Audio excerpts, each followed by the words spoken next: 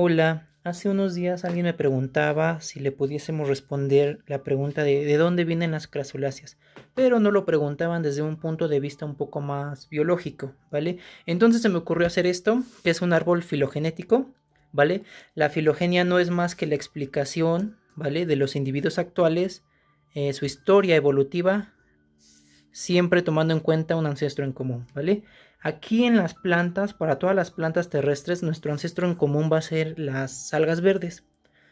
Toda planta terrestre hace millones de años, hace más o menos 1500 millones de años, provino de un ancestro común que fueron las clorofitas o las algas verdes.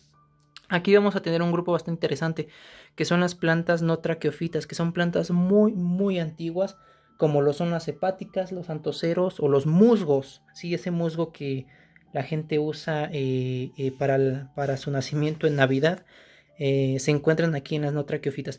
Y tenemos un evento histórico bastante importante, que es la aparición de las traqueidas. Por eso estas se llaman no traqueofitas, porque carecen de traqueidas. Las traqueidas son células que permiten la absorción y la conducción de minerales y de agua.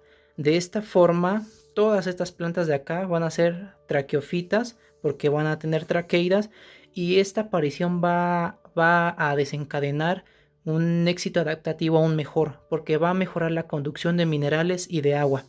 Entonces aparecen las traqueidas, después aparecen los licopodios, que ya tienen traqueidas, que ya son traqueofitas, y aquí hay una línea donde aparecen un grupo de plantas bastante interesantes, que aún así son muy antiguas, porque no tienen semilla, no tienen fruto, no tienen nada de eso, que son las colas de caballo, como los equisetum, los helechos de escoba, como silotum, y los helechos, los típicos helechos que te venden con las frondas grandotas. Las abuelas les gustan mucho, no conozco ninguna abuela que no tenga un helecho.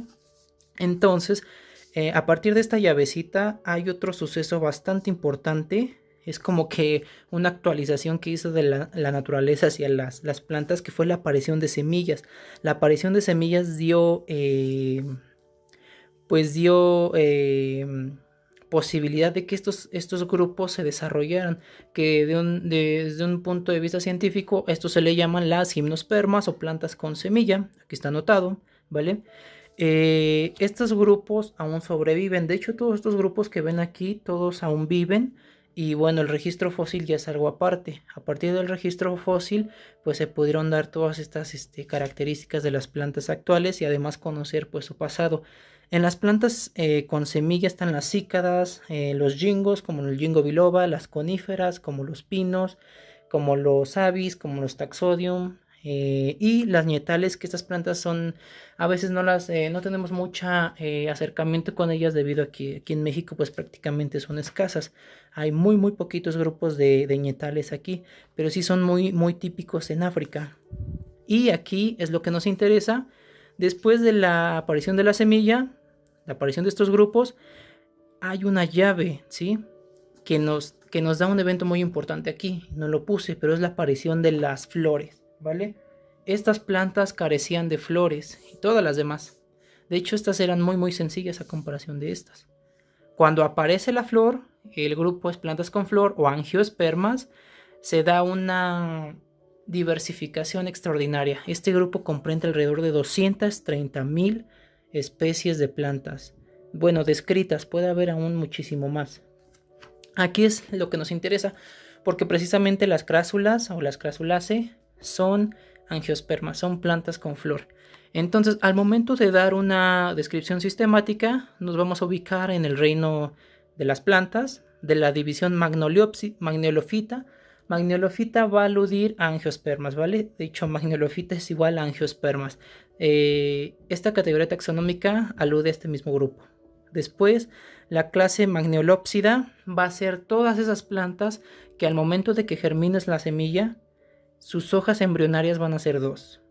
Entonces, esas son las Magniolópsidas, o de otra forma se les dice también plantas dicotiledóneas, es decir, con dos hojas embrionarias, porque las plantas cuando se germinan o tienen una o tienen dos hojas embrionarias. En este caso nos corresponde a dos hojas embrionarias.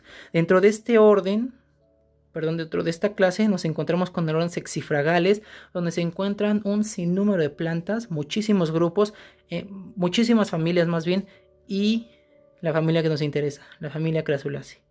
Aquí están estas plantas con una adaptación muy muy compleja, con un tipo de fotosíntesis CAM, con hojas gorditas porque almacenan mucha agua, precisamente porque provienen de lugares áridos. Bueno, el género pues ya dependerá de nuestro ejemplar que tengamos. Hay muchísimos géneros, hay híbridos, lo que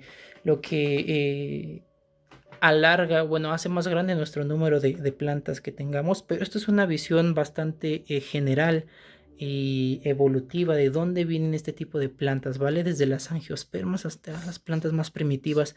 Vean que, por ejemplo, las crasuláceas van a tener siempre un ancestro en común, en este caso las algas verdes.